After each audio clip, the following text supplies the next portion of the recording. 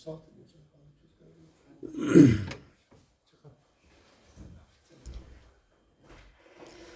لله رب العالمين. الحمد لله نستعينه ونستغفره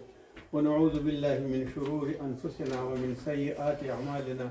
من يهده الله فلا مضل له ومن يضلله فلا هادي له، ونشهد أن لا إله إلا الله وحده لا شريك له، ونشهد أن محمدا عبده ورسوله. قال الله تعالى في القرآن المجيد: بسم الله الرحمن الرحيم.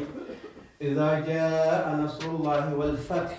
ورأيت الناس يدخلون في دين الله أفواجا فسبح بحمد ربك واستغفره إنه كان توابا. وقال الرسول صلى الله عليه وسلم عن أنس بن مالك رضي الله عنه قال: سمعت رسول الله صلى الله عليه وسلم يقول: قال الله تعالى: يا ابن آدم إنك ما دعوتني ورجوتني غفرت لك على ما كان منك ولا أبالي يا ابن آدم لو بلغت ذنوبك عنان السماء ثم استغفرتني غفرت لك. يا ابن آدم إنك لو أتيتني بقراب الأرض خطايا ثم لقيتني لا تشرك بي شيئا لآتيتك بقرابها مغفرة. رواه الترمذي. بسم الله الرحمن الرحيم. اما بعد، زما د ایمان او د کلمې ورونو، الله تعالی سره زما ورځ په قیامت باندې عملنامه په خلاص او په یمین طرف باندې درکړي، او الله تعالی مو کامیاب کا، او الله موږ ټول جنت ته بوتل کې، او د دنیا ژوند را باندې الله په عزت او په ډیر ښه ترتیب سره په د الله په بندګۍ کې تیر کړي. کوم صورت میں وڑو کے اذا جاء ورس د اخیری سپاری او ورپسې میں کوم یو حدیث شریف ولوست، دا دواړه د مغفرت او د استغفار لپاره راغلي دي، او رسول صلی الله علیه وسلم او الله جل جلاله دواړه د بنده او د انسان نه استغفار وغوښتي، او د دې استغفار په لحاظ باندې الله جل جلاله هغه څه چې کوم یو دنیا کې دي او کوم یو په آخرت کې دي د هغې ټوله بخښنه کوي. او کله چې استغفار وي، توبه کول او استغفار کول دا دوه ډول شیان دي. دا دواړه د انسان لپاره څه دي؟ دا اندروني ټول بدن وینځي او غسل ورکوي ورته او پاکوي او صفا کوي. دا استغفار دی چې په خوله باندې ویل کېږي. او دویمه توبه ده. توبه هغه څه دي چې هغه دننه زړه باندې ویل کېږي، او دننه ټول هر څه اعضاء او د انسان بدن او ټول هغه څه چې په انسان کې موجود دي هغه برابروي. او دغه دواړه بیا د انسان دپاره څومره چې اعمال دي، څومره چې اقوال دي، او څومره چې کردارونه دي او اخلاق دي، او څومره چې ښه ژوندونونه دي، او کوم یو د معروف کار دی، هغې ټولو سره کار لري، او الله جل جلاله هغه معروفات ورته اضافه کوي. او کوم یو چې د انسان سیئات او باطل شیان دي او الله جل جلاله منع کړي دي، او د رسول الله صلی الله علیه وسلم په شریعت کې نشته دی، د هغې د مینځلو دپاره او د هغې د لرې کولو دپاره دا بهترین نسخه ده چې استغفار سړی ووایي او توبه په زړه باندې وباسي. د دې دواړو نه دا د انسان دپاره روحاني او علاج ښودلی دی، او د انسان د ژوند دپاره دا دواړه علاجونه استغفار او توبه لازم کړي دي په انسان باندې، چې د انسان نه خطایي کېږي، ځکه انسان خطاکار دی، سهوکار دی. انسان کله کله په ګناهونو کې ککړېږي، کله کله لاشعوره یو بل دی نور کارونه کوي، داسې یو کارونه کوي چې د هغې د شخصیت دپاره او د دین دپاره مناسب نه وي، او د الله او د رسول د لارې نه بې ځایه وي. فلهذا اذا جاء نصر الله، دا صورت تاسو ټول پیژنئ چې دا د فتح مکې په وخت کې یا د هغې نه مخکې د علماو په اختلاف باندې دا یا مخکې د څو ورځې د مکې د فتح نه او یا په فتح د مکې کې نازل شوی دی. خو علما زیات دا لیکي چې دا یو مدني صورت دی، د فتح د مکې نه مخکې را نازل شوی دی. خو دلته مطلب دا دی چې دا اذا جاء نصر الله چې الله جل جلاله نازل کړی دی او نازل شوی دی، د دې معنا دا ده چې صحابه او کرامو ټولو یو بل سره خبرې کولې او خوشحاله و چې ډېر موږ نصر او زمونږ نصر په نصیب شو او زمونږ فتح په نصیب شو. مګر ابن عباس رضی الله عنه د رسول الله صلی الله علیه وسلم تر په جړا باندې شو. هغه پښتنه ورنه وکړه چې ولې جاړي ولې څه لپاره؟ ویل دا د دې لپاره دی چې ته د دې دنیا نه رخصتېږي او زه فکر کوم چې دا صورت دې دپاره نازل شوی چې تا د دنیا نه رخصتوي. په هر صورت باندې د دې صورت یو بل نوم دی، هغه نوم یې دی التودیع. تودیع دې ته وایي ودا کولو او رخصت کولو ته ویلی کېږي. علماء مفسرین لیکي چې د دې بل صورت نوم تودیع دی ځکه چې رسول الله صلی الله علیه وسلم وروسته د دې نه 8 ورځې ژوندی او بعد د هغې نه بیا وفات شو، رحلت یې وکړ. نو دې صورت ته التودیع هم ویلی کېږي او دا د دې لپاره ورته ویلی کېږي چې د الله تعالی رحمت په دې باندې وشو او مخکې د مخکې نه چې ټول کارونه یې جوړ کړه برابر شو. په حجة الوداع کې د دې ټولو خلکو ته ورسېد او ټول خلک پرې ډېر زیات خوشحاله شو. خو د دې په آخر کې رسول الله صلی الله علیه وسلم ته داسې ویل چې اذا جاء نصر الله کله ته تا راغله او فتح دې وکړه او نصرت در سره الله وکړ، ورأیت الناس يدخلون فی دین الله افواجا، راځي به او خلک به داخلېږي فوج فوج او ټولې ټولې به په دین کې داخلېږي. دا یو زیر یو چې د خوشحالۍ زیو او د فتح زیر یو د نصرت زیر یو. نو ځکه د صورت ته علماء ډېر زیات خوشحاله و، صحابه هم خوشحاله او رسول الله صلی الله علیه وسلم هم خوشحاله و. فسبح بحمد ربک، مگر شرط دا دی چې الله جل جلاله رسول الله صلی الله علیه وسلم توحید ورته وایي چې فسبح بحمد ربک، د الله تعالی تسبیح بیان کا او د هغې پاکي بیان کا. بحمد ربک واستغفره، او الله نه مغفرت وغواړه، انه کان توابا. رسول الله صلی الله علیه وسلم ته وایي چې ته د الله نه استغفار وغواړه. علما وایي کله کله په اجتهادي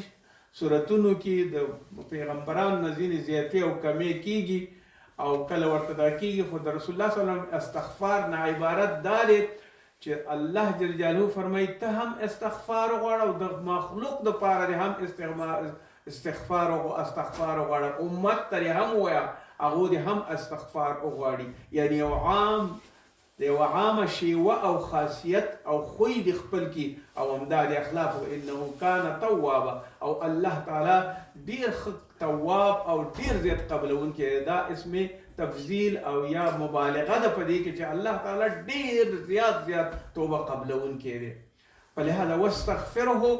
یو مغفرت وکان توابا، او الله جل جلاله تواب دی، یعنې توبه قبلونکی دی. لذا دا صورت د استغفار دپاره نازل شوی او د استغفار د راتګ سره د رسول الله صلی الله علیه وسلم د قرآن عظیم شان اخري صورت دی او د دې باندې د استغفار ویلو باندې او د توبې کولو باندې د مؤمن خوله خوځېږي او د مؤمن زړه یې غواړي. دواړه خوله یعنی کلام او دننه په زړه کې هغه څه چې دي هغه دواړه سره برابر شي، نو انسان کې تغییر راځي، په خپله انسان بدلی. ځکه چې استغفار د الله دپاره رجوع کول دي، مدام د فرعون خاصیتونه نه دي پکار، د شداد او د نمرود خاصیتونه نه دي پکار، د امیرانو او د سلطانانو او د هغه خلکو او د ابو جهل او د ابي لهب هغه کارونه نه دي پکار او هغه اخلاق نه دي پکار، بلکې انسان به رجوع کوي الله ته. نه په دولت نازیږي باید،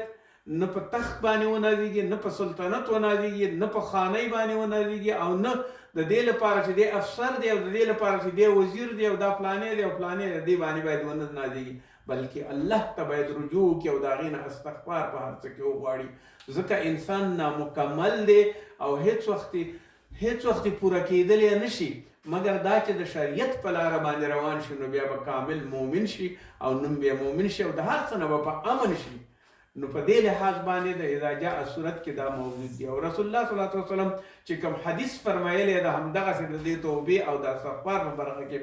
عن انس بن مالک رضی الله عنه، د انس بن مالک رضی الله عنه نه روایت دی، قال سمعت رسول الله صلی الله علیه وسلم، وایي چې ما واورېده د رسول الله صلی الله علیه وسلم یقول ویل به رسول الله صلی الله علیه وسلم قال الله تعالی، الله چې یا ابن آدم آواز کوي ندا کوي، یا ابن آدم اے د آدم زویا، انک ما دعوتنی ورجوتنی غفرت لک، که چیرته زما دعوت ومنه او ما ته دعا وکړه او ورجوتنی او ما ته رجوع وکړه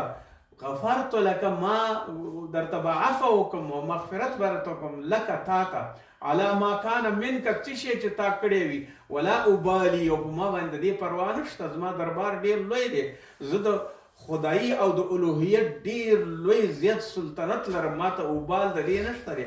بخښنه کولی شم او ورڅه درته کولی شم بیا وایي الله دې یا ابن آدم یا د آدم زویه دا هغه حدیث شریف دی چې د رسول الله صلی الله علیه وسلم د دې آیات سره برابر دی یا ابن آدم یا د آدم زویه لو بلغت ذنوبک عنان السماء که چېرته ستا دا ګناهونه دومره زیات شي چې د اسمان د وریځو نه یا د اسمان ټوله فضا پټه کړي او د هغې قدر شي ثم استغفرني او ته بیا ما نه وروسته مغفرت غواړې ما ته رجوع وکړي غفرت لکه زه به تا ته وبخم زه به تا وبخم یا ابن آدم ای د آدم زویه بیا آواز کوي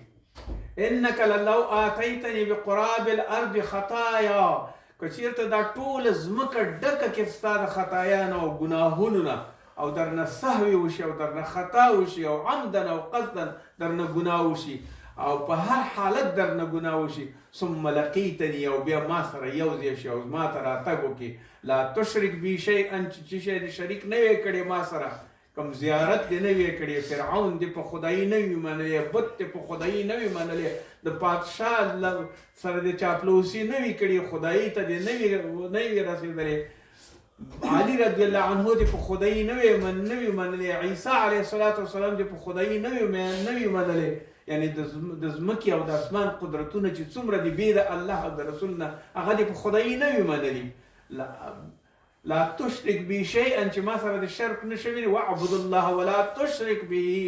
شیئا هېڅ شی دې را سره نه وي شریک کړی نه بت او نه بل او ته دا زیارت ته وې ستا په خاطر دې ما ته الله تعالی رحم وکړي ته ما ته پلانې کار وکړه پلانې هېڅ وخت دا نه شي کېدلی براه راست الله ته سوال وکړه لا تشرک بي د هغې سره هېڅ شی مه شریکه شیئا په هېڅ شي کې حتی په عباداتو کې په عادي کارونو کې د هغه سره هېڅ لآتیتک زه به وایي تا ته راشم بقرابها مغفرة همدغومره ډېر زیات پر قدرته مغفرت سره به درته راشم همدغسې به ځمکه ډکه د قدرت نه وي چې څومره ستا خیال کېږي رواه الترمذي وقال حدیث حسن اوس د دې دپاره د حدیث د شرح دپاره الله علما داسې فرمایي تضمن حديث أنس أن هذه الأسباب ثلاثة يحصل بالمغفرة ويدغى دري شيئا چې د ولوستل چې ما دعوتك او ما ترجوك ازبتا ته مغفرت وکم که ستا هر څومره ګناه ډیره وي او ډیره دې کړې وي د اسمان قدر دې کړې وي د ډکېدو قدر دې کړې وي او نور کم څه دې کړې وي زه به تا ته وایي مغفرت وکم اول احدهما اول شيء الدعاء مع الرجاء دعا چې کې د الله د پاره به ځان نرم کې رجا به کې ورته د زړه او د مغز او د ټولو جوارحونه به دا به دې وي چې ما الله ته رجوع کړې ده فإن الدعاء مامور به ذکر ته دعا باندې ماموري او باید وایي کې په دې ترتیب باندې موعود على الإجابة دا به خامخا به الله جل جلاله دا دعا قبلي کما قال لکه څنګه چې الله تعالی فرمایي وقال ربك ادعوني استجب لكم دا وی ادعوني استجب لكم ما ته دعا وکړه چې تا ته ویم ځینې خلک وایي مانځه پسې وروسته دعا مه کوه ځینې خلک وایي پلاني وخت کې مه کوه پلاني وخت دلته الله وی قال ربكم ادعوني استجب لكم ما ته دعا وکړئ زه به استجاب کوم دا یې نه دي ویلي درته چې پلاني ځای کې وکړه پلاني ځای کې مه کوه یو روا او فرض شی دی دعا درته وایي زه دې په دې بخم او ته نه وایي مانځه پسې مه کوئ نفل پسې مه کوئ پلاني شي پسې مه کوئ الله درته وایي وقال ربكم ادعوني استجب لكم وخت نه دی معلوم ان الذين استكبروا عن عبادتي کچیرته یو څوک استکبار کوي او کبر کوي او ماته دعا نه کوي عن عبادتي دلته عبادت یعنی دعا ته عبادت ویلې شوی لکه مونځ او دس لکه حج لکه روژه عبادت عن عبادتي زما د عبادت نه سيدخلون جهنم داخلين د همیشه لپاره به داخل کما په جهنم کې او په دوزخ کې ځکه چې مانه به بې اعتنایي کوي یو ساعت مانه بې اعتنایي مه کوه ما ته دعا کوه ما ته استغفار غواړه، ما ته توبه کوه، زه دې ټول شی نه پوره کوم. او که دا دې ونه کړه نو دا زما عبادتونه دي چې ته ما ته دعا وکړې، او که نه نو بیا به دې جهنم کې به دې اچوم. ستا خپله خوښه که ته ورته بهانه تراشي کې چې دې ځای کې دعا کوم، دې ځای کې نه کوم، دا کوم دا نه کوم، دا ستا خپله خوښه ده، ستا اجتهاد دی. خو الله درته وایي چې دا زما عبادت دی، زما عبادت په هر وخت کې وکړه. د زړه عبادتونه، د خولې عبادتونه، د لسان د خبرو عبادتونه، د حتی د قدمونو عبادتونه چې طرف د ښي طرف ته ځي او ښځې ته ځي او جماعتونو ته ځي، حج ته ځي، دا قدمونه اخلي، جهاد ته ځي، هر دعا چې ته کې هغه به الله جل جلاله قبلي. لكن الدعاء سبب مقتد للإجابة مع استكمال شرائطه. مگر دعا به وي په شرایطو باندې برابر وي. ته به مسلمان وي، زړه کې به داسې نه چې په پړ کې یا په جوارۍ باندې ناست یې یا په قمار باندې ناست یې، دعا کې الله تعالی الله څه کوي؟ هلته خو تا سره شیطان دی. ته به یو سړی مړ کړې او ته به وایې چې الله ته به دعا کوې چې ما موافق کړه چې زه ستا سړی مړ کړم. هلته څه کوي الله جل جلاله؟ هلته خو د تا منې کړې، هلته خو شیطان دی چې تا ته وایي، هلته خو ستا عقل مستور دی، عقل دې ورک شوی دی، ځکه داسې کې. نو په داسې ځای کې به دعا کې چې په شرایطو باندې برابر وي، مانځه کې به وي، په اوداسه کې به وي، په لاره کې که روانې پروا نه کوي، بې اودسه وي که په کټ کې پروت وي، هر حالت کې چې وي، که په ولاړه باندې وي که په ناسته باندې وي، نو د الله به یادي استکمال به یې کې د الله د دعاګانو، او ټولې موانع به لرې کې د منځه. ځکه چې الله جل جلاله اجابت د هغه دعا نه کوي چې هغې موانع نه وي لرې کړي. یو لاس باندې یو کار کوي، په بل لاس باندې بل کار کوي، یو ساعت یو کار کوي، بل ساعت بل کار، یو ساعت کار شرعي کار کوي، یو ساعت بل کار کوي، یو ساعت غیبت کوي، یو ساعت بې ځایه مانځه باندې ودرېږي، یو ساعت بد اخلاقي کوي او بیا بل ساعت دې په مونځ باندې ودرېږي، یو ساعت ښه کار، یو ساعت قرآن ولي، او بل ساعت دې بیا د بل چا د ضرر رسولو دپاره کارونه کوي او د هغې دپاره منصوبې جوړې. دا کارونه چې کوي بیا ستا شرایط دې نه دي برابر. ومن اعظم شرایط درته ښیي چې شرایط د دعا څه دي چې باید شرایطو کې انسان دعا څه راته وایي؟ حضور القلب. ستا زړه به برابر وي، قلب به د الله سره رابطه لري. ورجاء الاجابه من الله تعالی، او د الله نه به دا غواړي، خاص د الله نه، بل چا نه به نه غواړي دعا. منځ کې به څوک نه شریکې په دې منځ کې. رجاء نو د زړه پاکوالی او صفا کول او حضور القلب او د الله ته رجوع کول، دا هغه څه دي چې دعا دې بې قبلېږي. عن ابي هريره رضي الله عنه روایت کیږي عن النبي صلى الله عليه وسلم قال ادعو الله وانتم موقنون بالاجابه. وي ته دعا وکړه، الله تعالی سونه پورته کړه، دا زړه کې ووایي چې دا به خامخا قبلوي. موقنون چې ستا یقین وي په دې باندې، ځکه ته به پاک وي، صفا به وي، زړه به پاک وي، شیشه به وي. موقنون بالاجابه، ته به په اجابت باندې به د دې یقین کې. فان الله لا يقبل دعاء قلب غافل لاهن. الله تعالی د یو غافل زړه نه، د یو منکر زړه نه، د یو خیرن زړه نه، د یو زنګ وهلي زړه نه، شهادت الزور، د دروغ شهیدي دی ویلي، الله رسول الله صلی الله علیه وسلم وایي د دې زړه زنګ کړی دی. صاحب زړه به زنګ کړی وي، ځکه د قلب پاک نه دی دا، او غافلي خو صرف د الله دپاره او یا د خپل دستور دپاره او یا د عادت دپاره او یا د پیسو دپاره او یا د دې دپاره چې ته ودرې ما ته څوک شکرانې راکړي، دعاګانې دې شروع کړي. دا هغه دعا نه ده چې ستا الله تعالی اجابت د دې وکړي، ځکه الله باندې یقین نشته دلته. دلته ستا نور اسبابونه منځ کې پیدا دي، نو زړه دې غافل دی، نه شي کولی دا کار. لهذا نهي العبد، ځکه عبد باندې شوی دی يقول في دعائه نبوي او بالبدانوي اللهم اغفر لي ان شئت ولكن ليعزم مسألته فإن الله لا مكره له. داسې به چې یا الله ما ته دا شی راکړه، زه دا شی غواړم.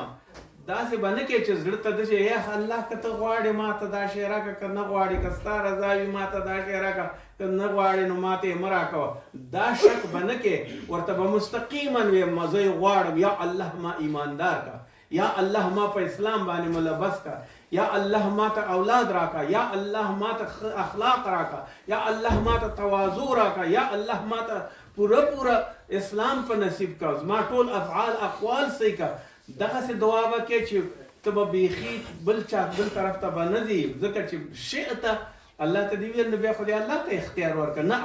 دعا چې غواړي مستقیما به د الله نه غواړي بل هیڅ الفاظ به نه استعمالوي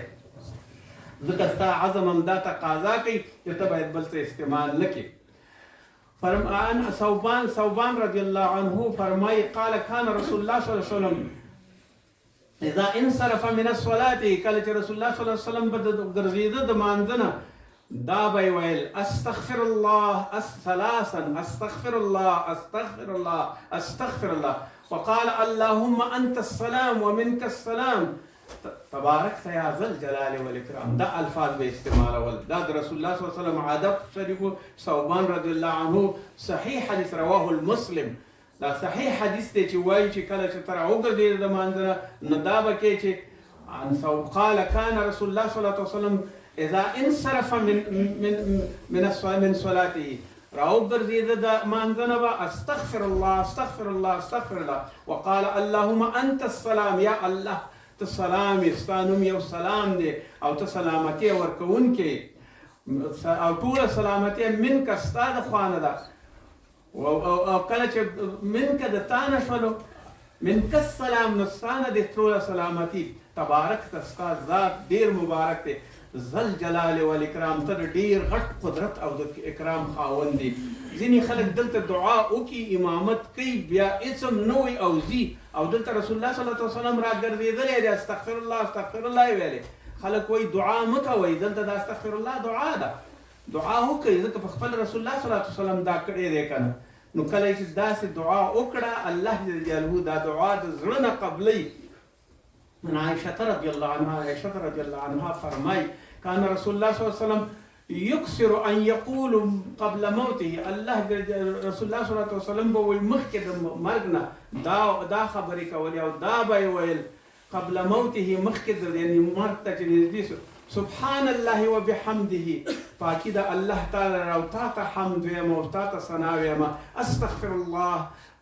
بیا به تو استغفار به واتوب الیه او تا ته مې رجوع کړې متفق علیه. د دې حدیث دا معنا ده چې تاسو ټول اے مؤمنانو کله چې ورنږدې کېږئ الله ته د هغې دپاره ټول هغه وکړي حتی رسول الله صلی الله علیه وسلم قال نبی صلی الله علیه وسلم نو دون دن پټ پټ ځان سره بنګېږه او الله نه سوالونه کوه او هغې ته یې وایه په هر ځای کې چې او د نجات غواړه د الله جل جلاله نه جنت غواړه ځکه جنت تا ته بل څوک نشي درکولی تا ته آرام ژوند څوک نشي درکولی. کله چې تا ته الله جنت منظور کړي دنیا کې هم جنت شته دی او ستا دپاره هېڅ تکلیف او زحمت نشته دی. د زحمت دپاره دا دنیا دا تکلیف دی خو د دې دنیا سره سازش پکار دی او د دې سره برابرول پکار دی. فرمایي چې رسول الله صلی الله علیه وسلم فمن اعظم اسباب المغفرة ټول هغه لوی مغفرت اسباب چې دي اذا اذنب ذنبا کله چې انسان ګناه وکړي يرجو مغفرة من غير ربه بل چاته به رجوع نه کوي بغیر د رب نه ويعلم انه لا يغفر الذنوب مگر دا به زړه کې وایي چې بل څوک ګناهونه نشي بخښلی ويأخذ بها او نه مې بل څوک نیولی شي بې د الله نه. وقوله انك دعوتني ورجوتني غفرت لك که چېرته تا زه دعوت کړم او ما ته دې رجوع وکړه غفرت لك تا ته به زه عفوه وکړمه د هغه ځای پورې چې وایي ما ته کوم باک نه لري چې څه مې وکړه. او نبی صلی الله علیه وسلم اذا دعا احدكم کله چې یو ستاسو نه دعا کوي فليعظم رغبته دومره لوی صورت باندې رغبت خپل وکړه چې بل هیچ چاته دې توجه نه وي او صرف الله ته وي. فإن الله لا يتعاظمه شيء بل شی د هغې سره مقابل نه دی او شرک نه دی او د هغې سره څوک شریک نشي راوړلی. الله جل جلاله فرمایي واستغفر الله ان الله غفور رحیم ده الله نه عفو غواړه استغفار تې وغواړه الله جل جلاله غفور او رحیم دی. غفور یعنی ډېر زیات عفو کوونکی دی او رحیم ډېر زیات رحم کوونکی دی. وتارة او کله کله داسې فرمایي يذكر ان الله يغفر لمن استغفره كقوله ومن يعمل سوءا بسم الله ومن يعمل سوءا ويظلم نفسه ثم يستغفر الله يجد الله غفور رحيم. وای چا چې یو عمل بد وکړو کله سهو او خطا وکړو ګناه وکړو جرم وکړو او یظلم نفسه په خپل ظلم یو په خپل نفس باندې یو کار یو کو بې ځایه کار ثم يستغفر الله بيد أن الله مغفرته وقت جزا خطا شيم يجد الله غفور الرحيم الله بيموزي بداس حال کې چې هغه به عفو کوونکی غفور بوي او رحیم بوي او د ټول باندې به بهتر کار داوي چې الله جل جلاله به تابخي او استغفار هغه څه دي چې د زړه نه او د خولې نه ویل کېږي او الله جل جلاله دا قبلي حسن رحمة الله عليه فرمای اکثروا من الاستغفار زیات کوي فالاستغفار في بيوتكم په کورونو کې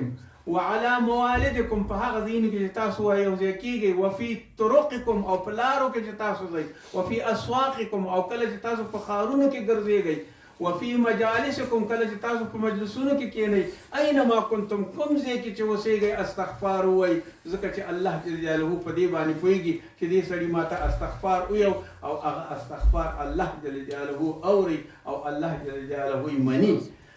د ټولو استغفار نه دا د الله جل جلاله به اول چې استغفار ورته کې طریقه دا بالثنا تبدا بالثنا په ثنا باندې به شروع کې الحمدلله باندې به شروع کې الحمدلله لکه دلته چې امام وي الحمدلله رب العالمین یا خطبه کې وي الحمدلله رب العالمین والصلاة والسلام على رسوله الكريم